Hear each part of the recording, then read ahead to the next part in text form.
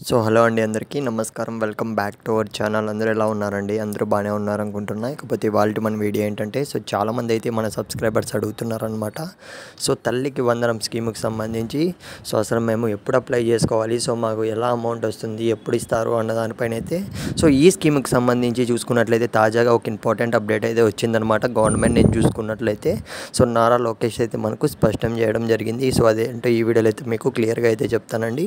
ఇకపోతే video start చేసే ముందు మీరు ఇంకా మన ఛానల్ సబ్స్క్రైబ్ చేసుకోండి, వెంటనే ఛానల్ సబ్స్క్రైబ్ చేసుకోండి. ఎందుకంటే ఫర్దర్గా మనకు ఈ తల్లికి వందనం ఈ స్కీమ్కి సంబంధించి ఎలా అప్లై చేసుకోవాలి మొత్తం కూడా మన ఛానల్లో అయితే మీకు అప్డేట్స్ అయితే ఇస్తూనే ఉంటాను. మీకు ఏమైనా డౌట్ ఉన్నా కానీ సందేహాలు ఉన్నా కామెంట్ అయితే చేయండి. ఇక మనం ఏమాత్రం ఆలస్యం చేయకుండా వీడియోలోకి అయితే వెళ్ళిపోదాం. ముందు చూసుకున్నట్లయితే మనకు తల్లికి వందనం స్కీమ్కి సంబంధించి ఇంట్లో ఎవ్వరు అంటే ఒకరున్న విద్యార్థులు ఒకరు ఇద్దరు ఉన్నా కానీ ఒకరికే ఇచ్చేవారు. ప్రీవియస్ చూసుకున్నట్లయితే ఇప్పుడైతే మనకు తల్లికి వందనం స్కీమ్ తరపున 15,000 రూపాయలు అనేది ఇంట్లో ఎంతమంది స్టూడెంట్స్ ఉన్నా కూడా ప్రతి ఒక్క విద్యార్థికి 15,000 రూపాయలు అయితే మనకు ఇవ్వబోతున్నారనమాట. అదైతే మనకు గవర్నమెంట్ నుంచి క్లియరెన్స్ రావడం జరిగింది. మనకు చాలా రూమర్స్ అయితే వచ్చాయి. ఒకరికే ఇస్తారంట ఈ విధంగా అయితే కొత్త ప్రభుత్వం నుంచి.